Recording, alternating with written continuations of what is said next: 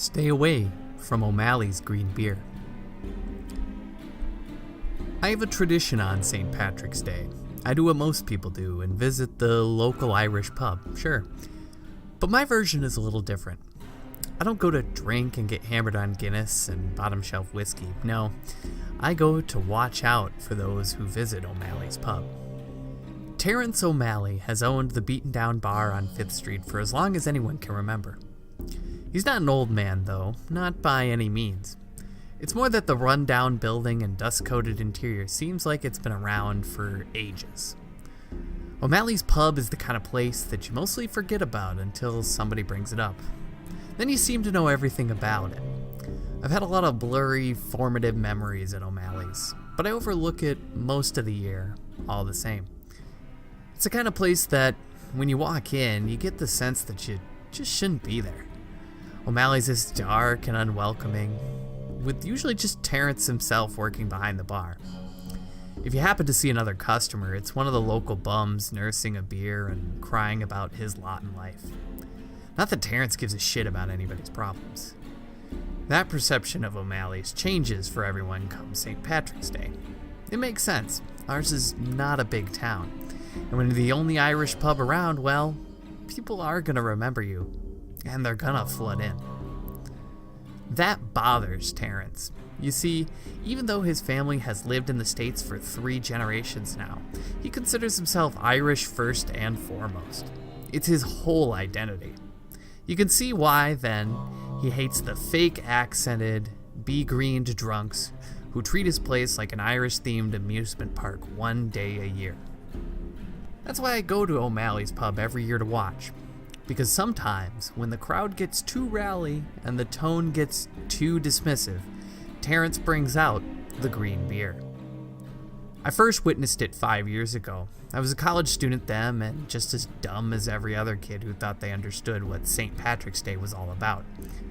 I was there with my friend Charlie and his girlfriend Lynette. To avoid being the third wheel, I also invited a guy named Shelby out with us. I didn't know much about Shelby, but I knew he liked to party, and figured he'd be worth a laugh or two. We were several drinks in when Shelby started living up to his reputation. The man was absolutely smashed on bad whiskey, and started loudly giving us all ill-informed rundown of recent Irish history. From the corner of my eye, I could see Terence O'Malley staring at Shelby from behind the bar. His look made my blood run cold. "Hey man, let's call it a night, huh?" I said, clapping Shelby on the back. "Like hell, dude, it's St. Patty's. I'm gonna stay out all night, frolicking to the wee ones," Shelby said, and laughed in his own bad accent. Things only got worse from there. Shelby continued to loudly opine on all things Irish, and before we knew what was happening, he was next to the table doing an approximation of a river dance while singing a completely made-up ballad. And all the while, Terence watched him. By this point, I was more embarrassed than anything. Charlie and Lynette exchanged glances, made up an excuse about an early morning exam, and took off. It was just me and Shelby. I felt somewhat responsible for Shelby since I was the one to invite him. I pulled him back down to the table. "Everyone's staring, dude, come on." "Fuck off, asshole, I'll dance if I want." I was about to get up and walk myself out when Terence appeared at our table. He looked right at Shelby, but spoke to me. "Your friend here thinks he's quite the expert, doesn't he? Well, has he ever tried my green beer?" Shelby cut in. "Oi, I'll try a green beer, brother," he giggled in his own bad accent. Terence grunted. "That you will. I'll open your eyes right up." Something about Terence's tone of voice and expression made me uneasy. I watched as he disappeared into the back room. A full minute later, he had returned with a pint glass of liquid the color of a cloudy jade. He put it down in front of Shelby with a scowl. "On the house, brother," said Terence, emphasizing that last word sardonically. Everything about this situation felt wrong, but part of me felt like Shelby deserved what was coming to him. I figured that Terence had probably spit in it, or at the very worst, put a few ground up laxatives in there. Turns out, I'm not quite as creative as Terrence. Shelby grinned from ear to ear, and he started to down the pipe. The pale, opaque liquid sloshed down his chin onto his Kiss Me I'm Irish t-shirt, but he seemed none the wiser. "You better slow down a little, huh?" I asked, feeling queasy at the sight of him. In response, Shelby belched and chugged the rest of the glass. He slammed it down onto the table, where it shattered. "High-quality stuff you got there, brother," he yelled over at Terrence, who only gave an odd smile in return. "All right, come on, let's get you a cab," I said, standing to pull Shelby to his unsteady feet. He swayed against me, but didn't resist. We made it most of the way into the alley before he vomited. Green, frothy liquid poured up as he retched up what appeared to be gallons of food and drink. When he had finished, Shelby wiped the back of his hand against his mouth and grinned at me. "Let me tell you something." He stopped suddenly, his eyes growing wide as he stared just above my right shoulder. Before I could even respond, Shelby began to frantically look around, spinning from one side to another. No, he shouted, hands reaching up to grasp his face. He fell to his knees, soft whimpers coming from his vomit-slick lips. "Dude, come on. You're just drunk and sick. I'll get you home and you can sleep it off." "No!" Shelby screamed, wailing up in the sides. "Dude, I can see it. I can see it all." What can you see?" I asked, suddenly growing alarmed.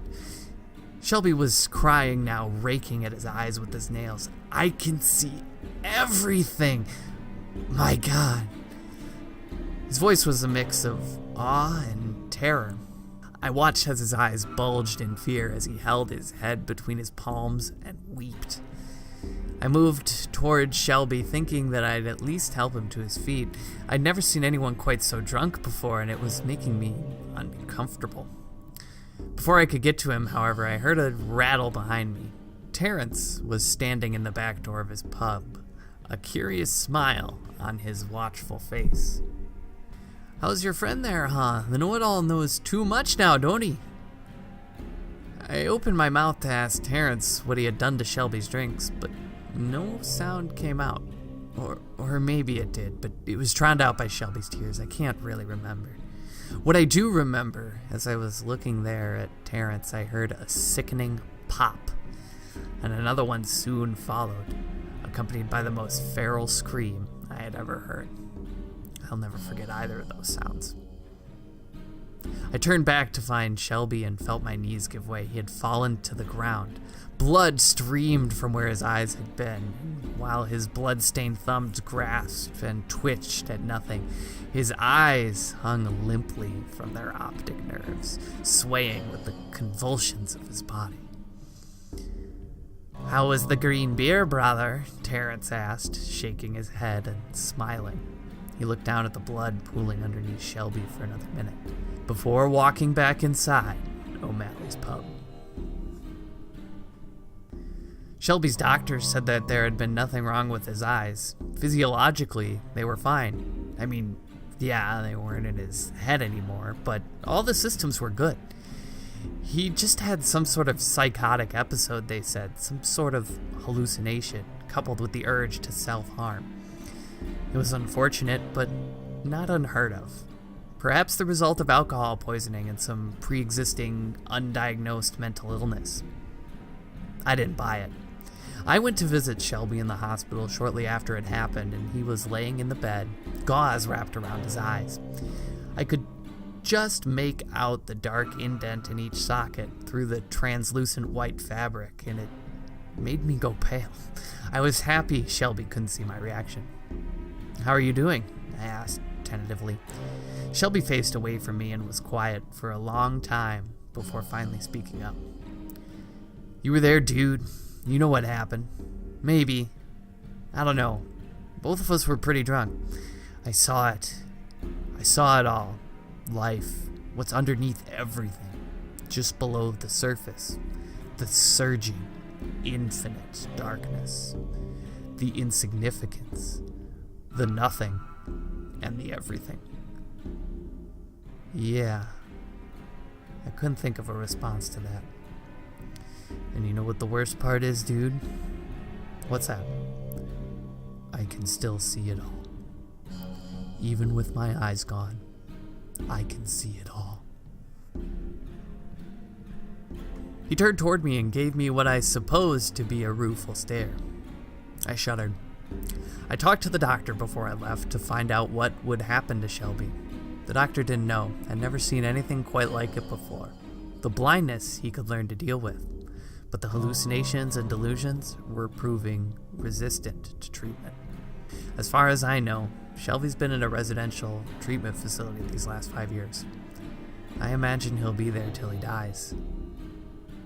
After what happened to Shelby, I've made it my mission to keep an eye out for anyone who's giving a green beer at O'Malley's.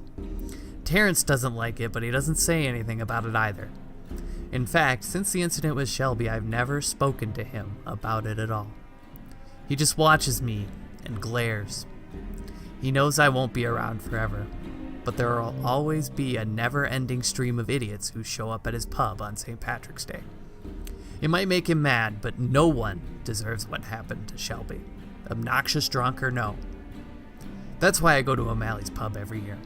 I watch and I wait, and I give warning to those who are offered Terrence O'Malley's green beer. I always give them the same advice I'll give you now. Don't be an asshole on St. Patrick's Day. But if you must be, for the love of God, don't drink the green beer.